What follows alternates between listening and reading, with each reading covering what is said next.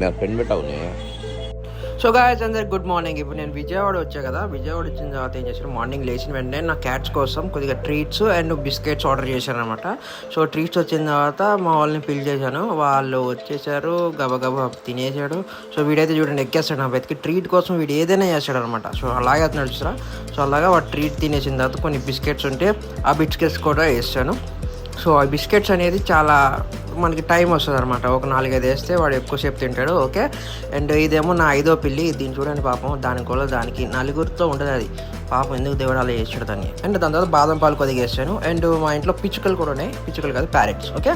So love birds కూడా ఉన్నాయి. So మా ఇల్లు అనేది చిన్న సైజ్ జూ లాంటిది అనమాట, అన్నీ తీసుకొచ్చి పెంచుతూ ఉంటాను మా మమ్మీకి తలకాయ నొప్పి ఇద్దామని చెప్పి. సో ఈ ప్యారెట్స్లో వీటికి ఏం చేద్దాం అంటే కొద్దిగా వాటర్ చేంజ్ చేసి కొద్దిగా ఫుడ్ చేంజ్ చేసేసాను. సో ఫుడ్ తింటున్నా చూసారు అలాగా.